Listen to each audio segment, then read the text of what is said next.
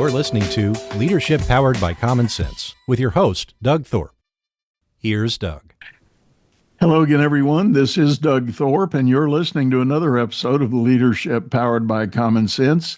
I have a special guest today that's going to join me in a somewhat continuing discussion about creating trust in the workplace and things leaders can do to deal with the tremendous uncertainty we have in the world around us.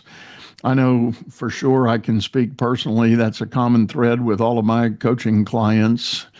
People feel uncertain about many things on many different levels, and as a leader, you've got to try to mitigate that, but it's certainly not an easy task. So anyway, I'd like to introduce you to Vicky Brown. Vicky, welcome to the show. Thank you so much. I'm really excited to be here. You bet. Vicky was telling me in the green room she is in West Hollywood and was spared from the perils of the fire, but certainly our prayers and thoughts go out to everyone in your surrounding, your neighbors and communities around you that were impacted. We certainly pray for speedy recovery as best as possible, and thoughts are with you. But Vicky, it's a little bit of a tradition on this show here to have my guests share a little bit of their background and what led them into the work they're doing today. So could you give us that flyover? Absolutely. I'll try to give you I'm going to date myself here. I'm going to call it the Reader's Digest version. Only a few people will remember what that is. But I was in human resources on the corporate side for many, many years. And my last corporate job, inside job, was at a technology financial services company. And that was around 1999, 2000. So we kind of got caught up in one of those tech bubbles. So we had to close the company in year 3. And the president of that company said to me, you should have your own company providing HR services. And I said, that is a wonderful thought and absolutely not. And he said, why not? And I said, because I'm a great number 2. You know, I'd been the chief HR officer in a number of companies. And my job really is to sit on the shoulder of the CEO and whisper things in their ear, like, did you think about this? And did you think about that? And also to be their safe space, to be their confidant. And that was a role that I really cherished. I would pat myself on the back and say I'm pretty good at it. And so that was kind of how I saw myself. Fortunately, that was not how he saw me. And so when he got a new engagement, and it was just a few short months later, he called and said, I need some HR services. You've taught me at least that much. And can you provide, just payroll and write a handbook and things like that as an independent contractor? And I was like, fine. And slowly but surely, week after week, he kept adding things to the list until finally about 3 months later, I was like, well, we're going to need some insurance and an agreement and a corporate veil and like all sorts of things need to happen. And so I incorporated, and that was his evil plan all along. So that's actually how I got in this role. He was my first client, and we're still great friends, and we were with them for a very long time.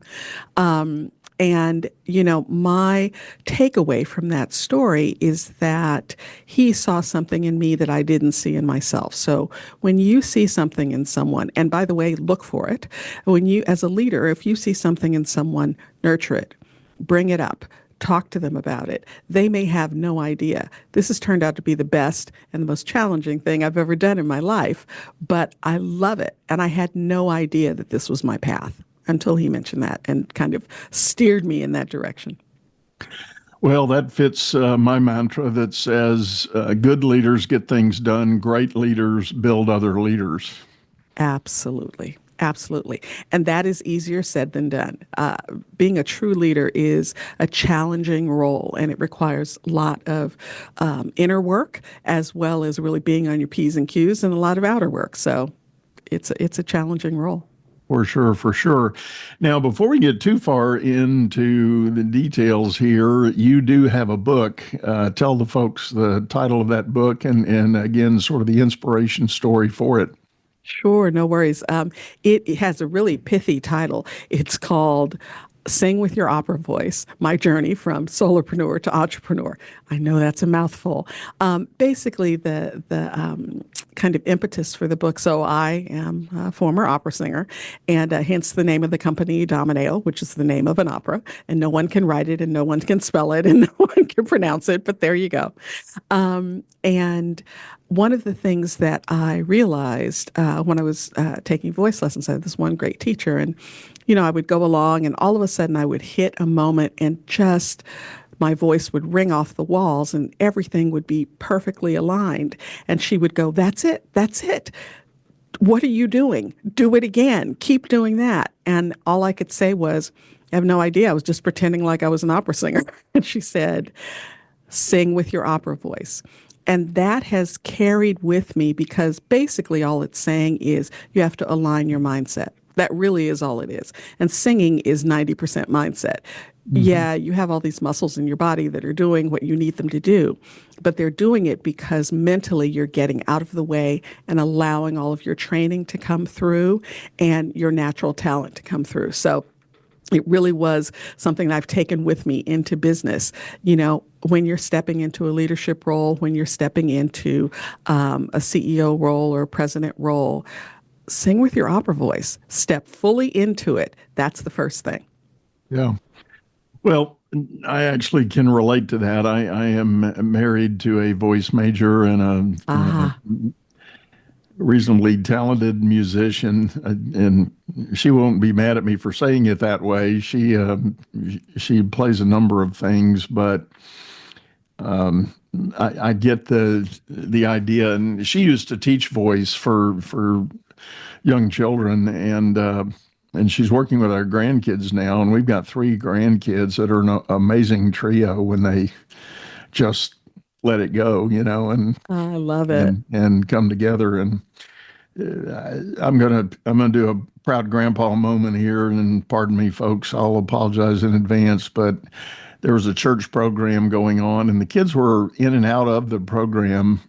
But there was a part in this show where they were with us, and the music minister was asking for a group sing. And my wife and I, we heard this thing going on, and we looked over, and those 3 grands were just in perfect harmony, perfect pitch, just going right with it. And I mean, pretty much belting it out and out singing everybody else around us. And we were so happy, so proud of them. I love it. Congratulations. That is just the best feeling when someone's really coming into their talent and they're completely uninhibited with it. It's a beautiful thing. Yeah. That was it. That was it. So back to the topic at hand. Now, part of your work, you have talked about leaders building environments of trust and collaboration. Give us your spin on what is it a leader needs to do to try to think about having solid collaboration and an environment of trust. Well, the very first thing you have to do, and I think this is true in all aspects of leadership, is you have to walk the walk. You can't just say, this is what I stand for, these are our core values, this is how I want you to behave, this is the process I want you to use when you're thinking through problem-solving issues. You actually have to model that behavior. That is the strongest thing you can do as a leader. Not talk, but show. When you show people how you want them to process issues or deal with conflict or innovate or be creative. I'm not saying you're going to micromanage them or take over what they're doing, but you model the behavior. If you tell them to do one thing and you behave in another way, it's really important that your reports are turned in on time. It's really important that when you're dealing with a client question, you think about the question underneath the question so that we're really servicing the client. And you don't do that, then you're sending mixed messages. And that is not a successful strategy. So the very first thing is you have to hold the line. You have to be the one who models the behavior that you're looking for. And again, that requires some inner work. You have to be honest with yourself about where you might have some areas of development, as I like to say, and where you need to maybe shore up your processes or be more diligent. if you show respect to your team, they will show respect back to you. So you can't command respect. You can show respect and then earn respect back. So don't cancel one-on-ones because a better meeting came along or a more urgent meeting came along. That'll happen sometime, but don't do that repeatedly. And if you have to, reschedule the meeting and apologize. It's not just a given that your time is more important than your team's time. So make sure that you're showing up, you're doing the work, support them. Like I said, pay attention to what they're doing. I happen to be very much an extrovert. I tell people I'm a Leo, I'm a soprano, and I'm an only child, so I was built this way. But so I'm very much an extrovert. But there are folks on my team that aren't as gregarious, aren't as outgoing. It does not mean that they are less valued to the team or that their contribution means less. They may be quieter, but they're brilliant. So you really have to have your antenna really high and pay attention. So the role of a leader, to truly be a leader, means that you really have to be fully engaged 100% of the time. I love it.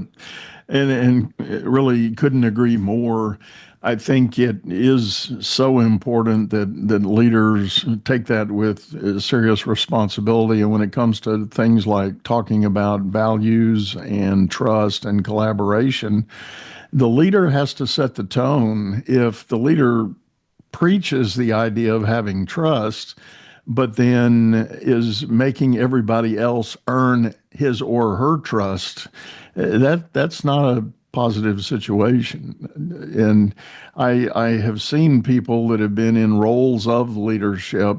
I might not even call them leaders, but they've got the title, and they're doing that bottom up. You need to respect me, you need to trust me, and but they're not demonstrating any respect or trust going the other way. And that's a economic balance that doesn't work.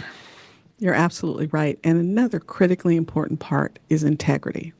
So if you want to have an organization of integrity, if you want your team members to respond with integrity and to hold integrity in their heart as they're going through their day, you have to model that. And, the saying is it's not what you do when people are watching, it's what you do when people aren't watching that really sets the standard. The reality is, whether we know it or not, our team is always watching, always. Right. So if you're behaving with integrity, and that extends to if you have someone on the team who is not upholding the values, the standards, and the contribution level that you need, they may need to work at a different company. But to let that person stay at your organization year after year after year because you don't want to have the hard conversation, that tears down the integrity of the entire team, because now they're like, well, Vicky is behaving this way, so why can't I behave that way? It's not fair, or I have to take up her slack. That's not fair. So, just as you want to bring on high performers to enhance your high-performing team, you also have to be rigorous about noticing when people are not meeting those standards. And your first goal is to help them. Your first goal is not to fire them. First of all, that's very expensive. Second of all, it's not the right thing to do. You went through a lot of trouble to find this talent. So help them, coach them, mentor them, guide them. But then after all of that, if they aren't quite cutting it, you need to let them go. Let them go somewhere where they can be really successful and not have the Sunday scaries. And you can bring in someone who enhances the team. So I'm really big on, they say, hire slow, fire fast. And I don't like to think of it as fire fast. I like to think of it as being really, really aware if there's a problem and then addressing that problem straight up. You mentioned your journey into entrepreneurship, and one of the dominant features of a lot of companies that have made it through the first 3 to 5 years and they're ongoing, there's inevitably some, I won't call it deadwood, but there's some misfit alignment in the organization because the owner founder brought in somebody in the early stages, and yes, likely it was a friend or family who was willing to step in maybe for a reduced rate just to help this person get the idea off the ground. They showed incredible loyalty and worked hard in that first phase. But as the company begins to scale, all of a sudden, whatever role that person may be in is not really a meaningful fit for the business as it needs to be. And when I start working with business owners who are sort of in that second or third stage of company development, we do a lot of work on the people side of things, not so much from an HR standpoint, but just with the basic question, if you drew out all the boxes on the org chart, what value does each box need to contribute to the company, the greater good of the business? You do that first before you start putting names and faces in those boxes. And you might have to come up with the tough question, is Uncle Bob still a good fit for this business? That's exactly right. And you're absolutely right. Those are those early adopters, those early employees, and you feel such incredible gratitude and loyalty to them because you're right. They were there when you were paying them a third of what, maybe they even took a pay cut to come into your organization because they believed in you.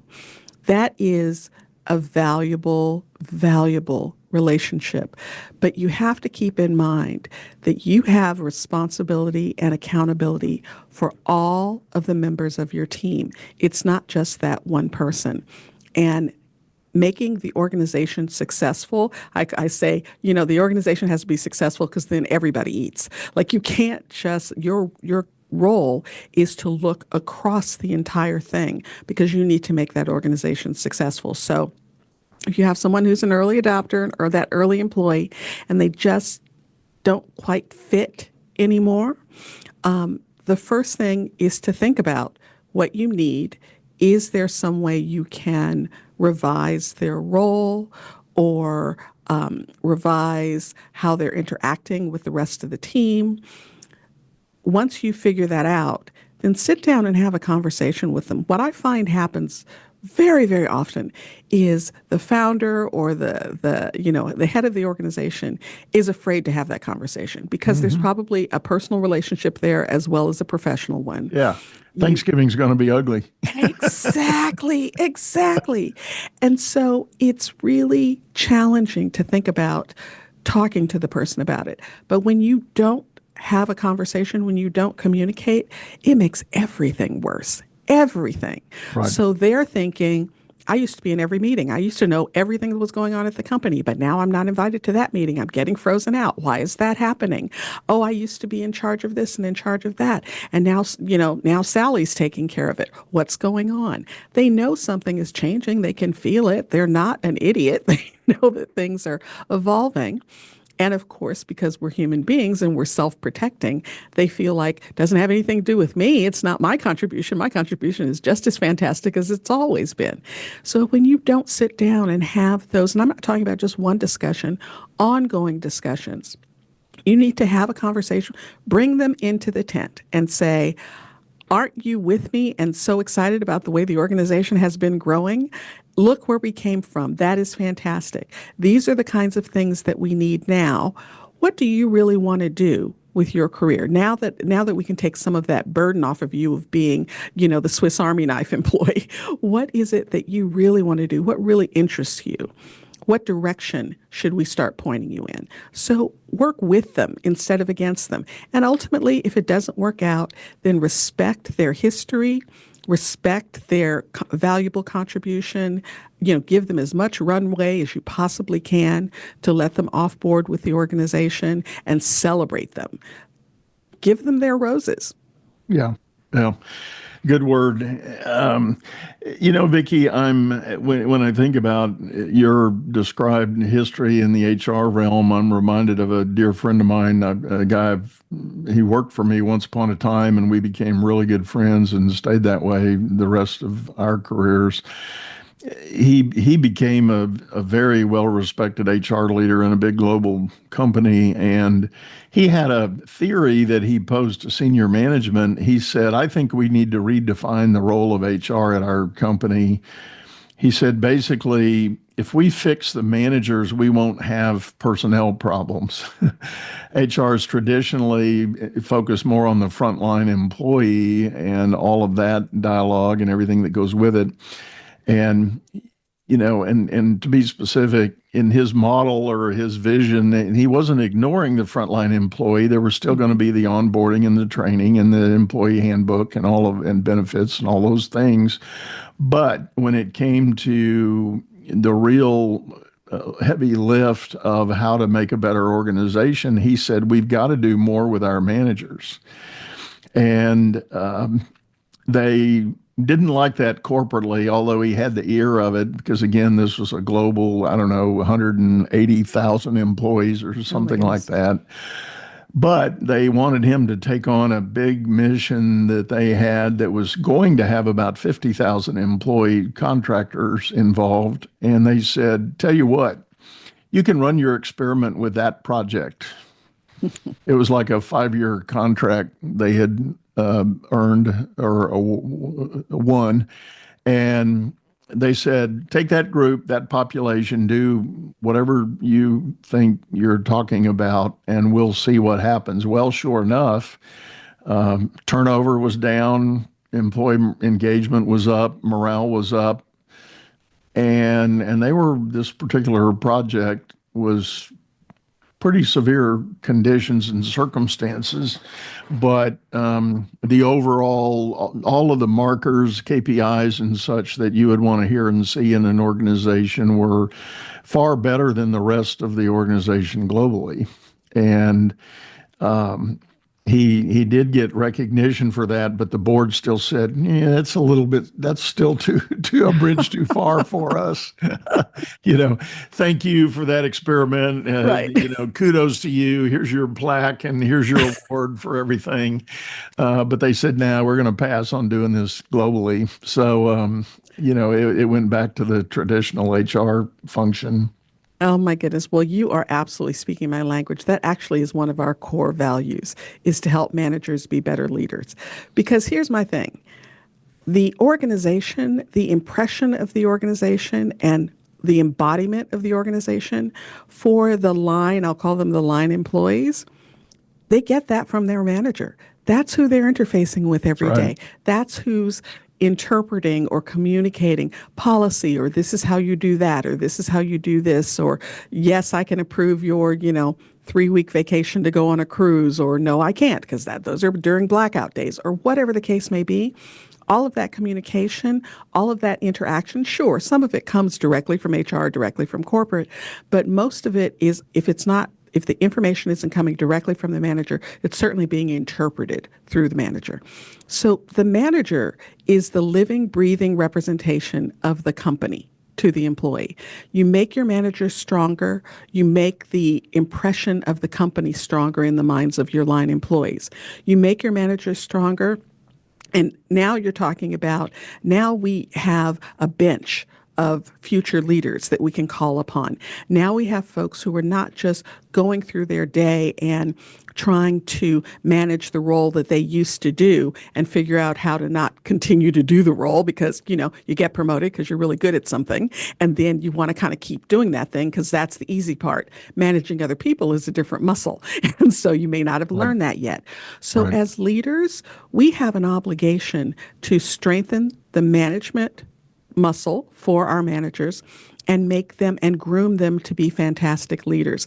It does nothing but benefit everybody all the way around, and it certainly is a benefit to the organization. So I love that you said that. I love that he did the pilot, and I'm not surprised that they didn't move forward with it. But yeah. Well, it does go to the fact that I have long held a teaching that I share with my leaders that I coach.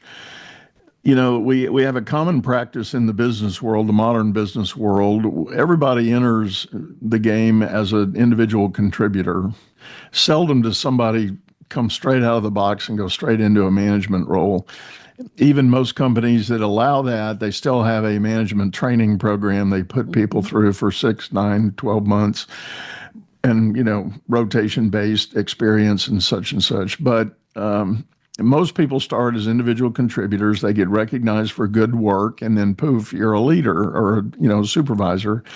And if you do okay as a supervisor, then you're going to get promoted up maybe to be some sort of group head, and whether they call that manager or director or whatever, and then so on and so on. And it's usually after about the third promotion, companies wake up and say, maybe we ought to give you some leadership training. Right. And how many heads have you impacted in the meantime? And that's where we get the old phrase, to your point, people join companies and they quit bosses. Mm-hmm. And it is such it's an onerous challenge for someone in a leadership role to realize that they do represent the greater good of the company, and what they do impacts their line employees. And I like your word. I use that too frequently. The people, basically the downline under their jurisdiction, whatever that may be. So it's so critical for those people in those seats of leadership to take on and understand that responsibility. I absolutely agree. And you need to train your managers, future leaders early and often. The minute you're looking at someone to put them in any kind of a supervisory role, you need to start giving them training on how to motivate people, how to coach people, how to deal with conflict, because that's a huge thing. People move from the individual contributor role and now they're supervising or managing or leading a group of people. Conflict comes up, and the first thing they want to do is either stick their head in the sand, or they're going to behave the way they've seen their managers in the past behave. That may not be the model that you want repeated in your organization. Right. Maybe it's aggressive, maybe it's, overly draconian. So you really have to train and give them guidance early on and incorporate it in their development process and keep it going, because they're doing a different job now. Mm-hmm. They were making the widgets. Now they're trying to motivate other people to make the widgets. That is a different job. I keep telling people it's a different set of muscles. It's a different job. And you wouldn't just grab someone off the street and throw them in your company and say, okay, create reports for me now. And they have no idea what you're talking about, no idea how to do it. They have no idea what skill set they need to call upon. They haven't received any kind of development training around it. You wouldn't do that to someone off the street. And in effect, that's what we're doing with new managers when we just put them in a role and say, okay, manage the team.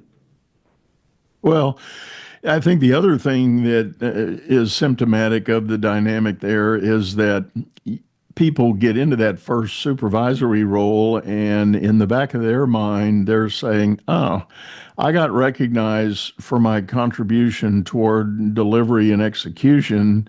So if I'm going to be successful now, what do I need to do? I need to double down on delivery and execution.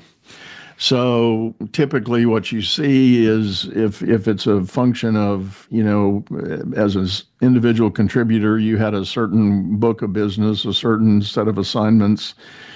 Now, as a manager, you keep some of those and you oversee what everybody else is doing as well. Well, that may work, and you'll get recognized and promoted again. And so that just reinforces that logic, unless the company says, all right, stop that. Right.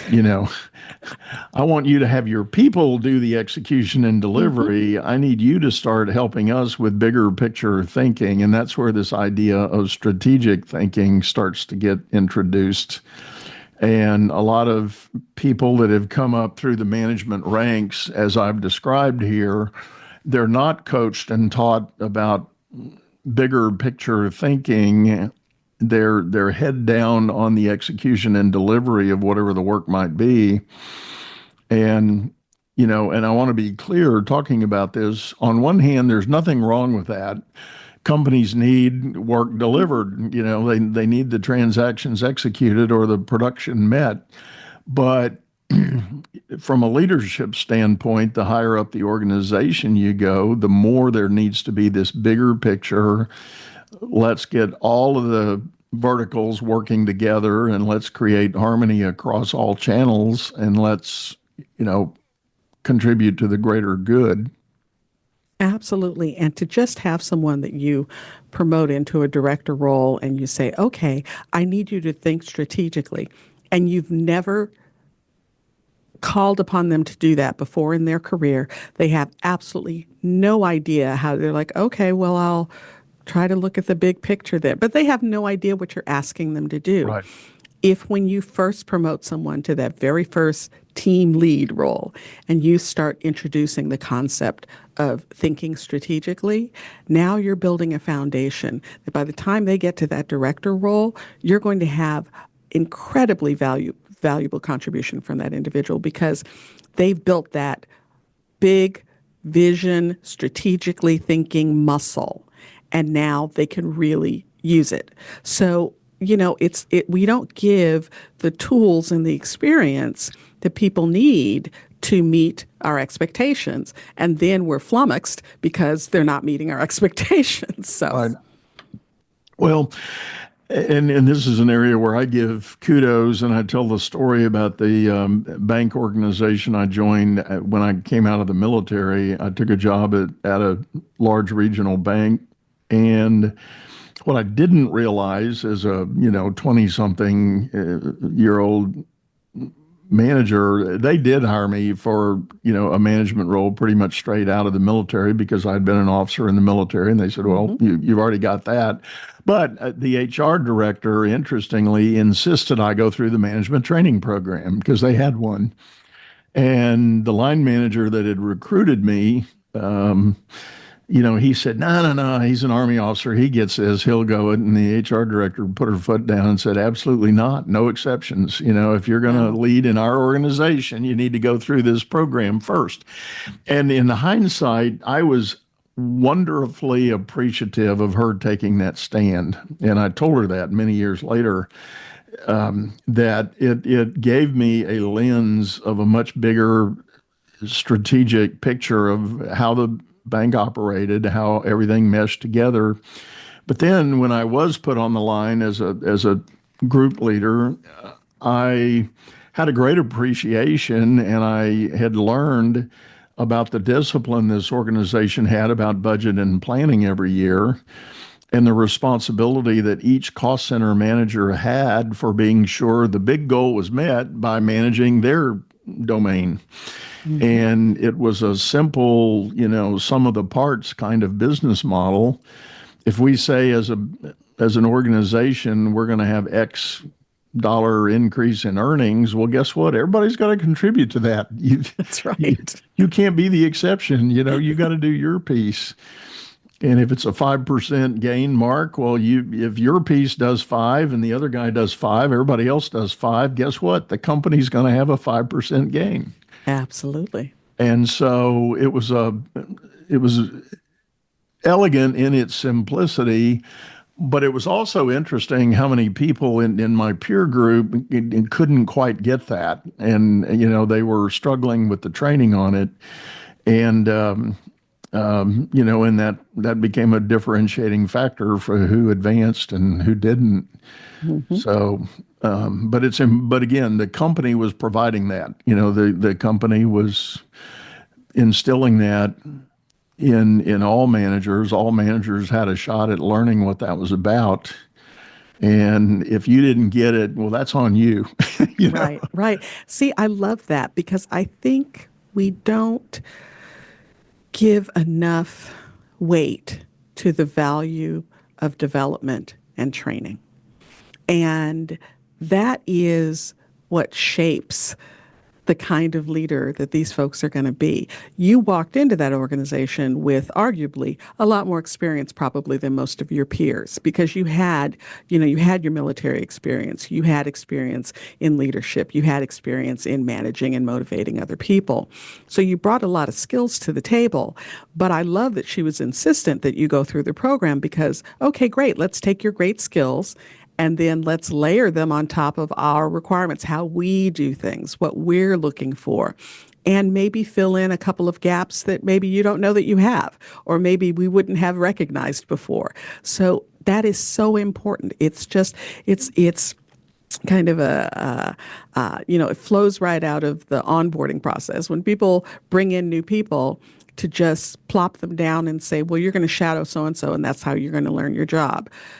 That might be an element of it, but you need some sort of an organized process that everybody goes through so that you start from a level playing field. And it's the same when you're promoting people and developing people and turning them into managers and leaders. You still need to give them a level playing field, playing field of knowledge and tools and skill sets. So, and I think too often we neglect that. Right, right. Yeah, just to say you've hired a person with a certain set of experiences and you want to plug them in without any sort of indoctrination at the root of what your business is about, you're probably going to miss the mark because it doesn't happen through osmosis. You can't just step in and soak it in. You've got to be told what the game plan is and what the blueprint is. And by the way, I always like to tout this. The disciplines and the process that I learned at that bank allowed the bank to run off 64 consecutive quarters, not months, but quarters of earnings growth. Oh, That's 16 years of progressive growth as a company because of these disciplines about budget planning and the way leaders were indoctrinated on running the organization. And when you do a 16-year plot of a banking organization, you've been through some real estate booms and busts. You've been through some energy and oil booms and busts. There have been economic upheavals and high tides and all of that. Over a 16-year period, we had probably 5, I'm going to say, different events of potentially catastrophic nature that we weathered because we were a solid, strong organization.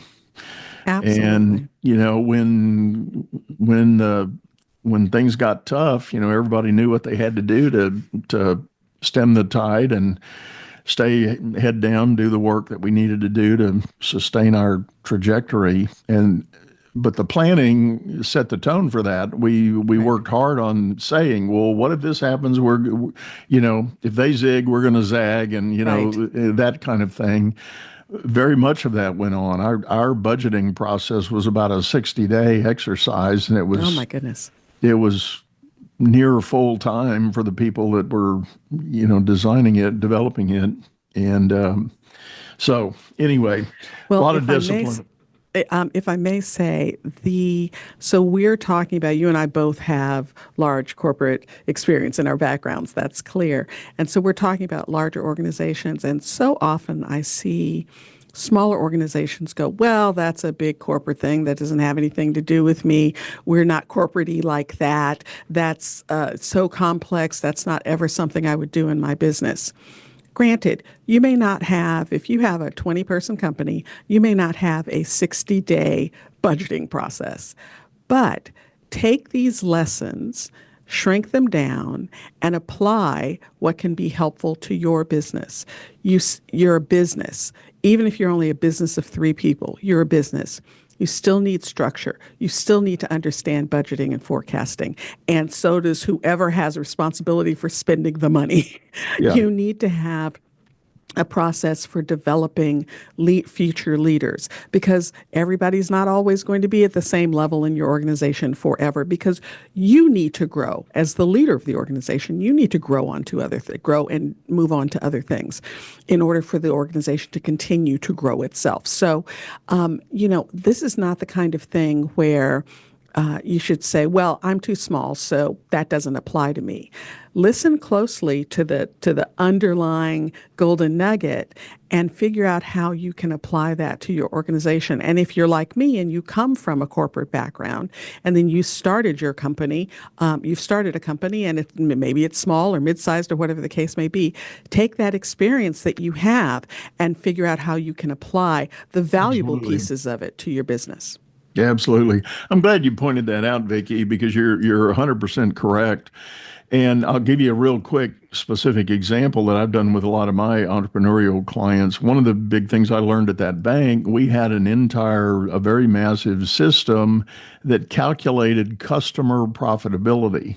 We could go on a screen and we could put Vicky Brown in the system there, and we could look at the history of what Vicky has done as a client of the customer of the bank, whether you made loans or just had deposit accounts or whatever you did with the bank. We had measures of what that meant to the bank's performance. And we calculated that on a standardized basis, whether it was Vicky Brown Individual or Vicky Brown Inc., the global brand that's out there, with 5,000 employees. We calculated that on each banking relationship we've had. And I've taken that into small businesses everywhere. And I'll start by saying, show me your customer list. And they'll run something off. And I'll say, now, who are your top 5 customers? And, oh, it's definitely these guys. Well, do you know what they do for you every year? Do you have a customer profitability of what they contribute to your bill? What? No, of course not. Exactly. How would I get that? How do I know that? Well, let's start with the basics. How much have they paid you for the work you've done? Oh, well, I got that. Here's, da da da. They paid me, $800,000. Okay, great. What was the cost of goods and your personnel that supported that deal? Well, it's these and this, that. Okay, let's just do the math on that. Okay. They paid you 800, but it cost you 798,000 to support it. Exactly. You did great work, but you didn't make any money. Yeah. Oh my gosh. That, after all, is the point. Oh my gosh. No, that's terrible. Yeah, that's terrible. So, taking a look at those kind of numbers and using that example, it's actually not necessarily that hard to come up with the calculation on what that might be. And in time, you can figure out how to systematize it and do it on a more automated basis. But if you're running a small business and you have, like, I don't know, a dozen or fewer major clients, you better know the individual profitability of each one of those relationships, because you might be sweating bullets for one and you're just spinning your wheels, not really earning anything to grow your business, whereas all the other 4 are making you good money. And Right. you might seriously consider firing that one and letting them go. I've seen so many business owners success their way into bankruptcy. They have, because they don't know what the profit margin is on that big client, quote unquote. They just know, I've got this big client and, so they're going to keep us afloat. As you were speaking, I realized that what terrifies the small business owner sometimes is, well, that's math. And I have no idea how I'm going to figure out how to get those numbers or deal with those numbers. And I would suggest, first up, find someone who can help you. And if that's your accountant or a bookkeeper or someone who does have facility with that, then find someone who can help you. Barring that, if you can't do that, it's 20, 25 people, use AI. You absolutely can put that information in AI and ask for an analysis, and that will at least get you started. That's right. But it's really important to understand what's going on from a numbers perspective in your business, because like I said, you can success your way into bankruptcy overnight. Oh, yeah. Well, and those glorious whale accounts have a tendency to start nickel and diming you for, can you do a little bit of this, a little bit of that? And, and you're not adjusting price at all. You're going, oh yeah, I'll do that for you. Well, all you're doing is eating into your margin, and right. Margin is where your profit is. So That's exactly right. Well, Vicky, we're about up on time for this episode. Thank you so much for sitting in. This has been a pleasure, and thank you for all your hard work. Tell the folks the best way to get a hold of you if they're interested in knowing more. Well, thank you so much. I have had a ball, and I will certainly tell you how to get in touch with me. And in fact, we have a little gift for your listeners. So if you just go to Vicky Brown HR, we decided to make it easy. Vicky with a Y, VickyBrownHR.com/podcast gift. And you'll be able to find out other ways to get in touch with us and also get our little, we have an overview on kind of the ins and outs of some of the most common HR things that need to happen, transactions that need to happen, how to onboard people, new hire process, termination process, things like that. Excellent, excellent.